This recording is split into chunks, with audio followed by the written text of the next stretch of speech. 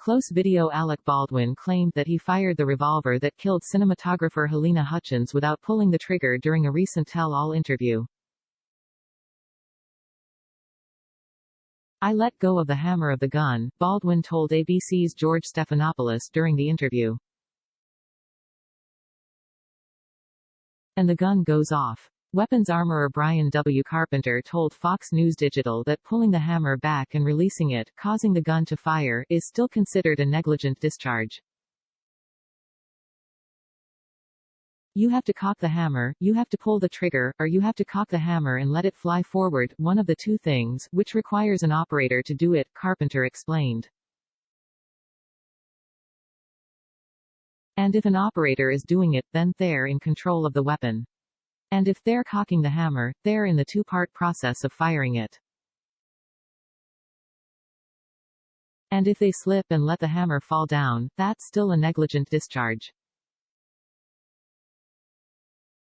Carpenter explained that cocking the hammer back and releasing it still requires a human hand. "If you cock that hammer back, and you let it go, that's still a negligent discharge," he added. "You accidentally discharged that weapon, and it's your fault. So, you were just cocking the hammer back, it slipped and went off. It's not the gun's fault. It's your fault because when that gun is sitting in a resting state, it's in a neutral state. And someone, an operator, somebody has to do something to that gun to make it fire or not fire." Tom Gresham, host of Gun Talk Radio and firearms expert, told Fox News Digital that two things could have happened for the revolver to fire without Baldwin pulling the trigger. "The first is that there is a mechanical problem with the revolver," Gresham explained. "The investigators will determine this. The other very slight possibility is that he released the hammer before it was cocked fully," Gresham added. "Several other things would have to go wrong for this to fire the gun. I rank this as beyond highly unlikely." The Santa Fe Sheriff's Department confirmed to Fox News Digital it is awaiting results from the FBI which would shed light on how the gun could have been fired.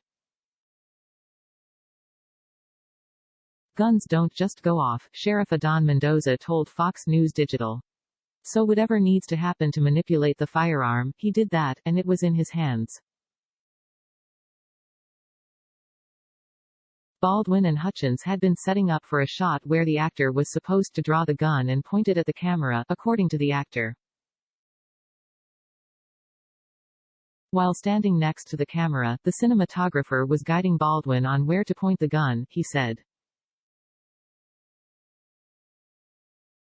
"The gun wasn't meant to be fired in that angle," he confirmed. Baldwin also admitted the angle they were practicing might not have ended up in the film at all.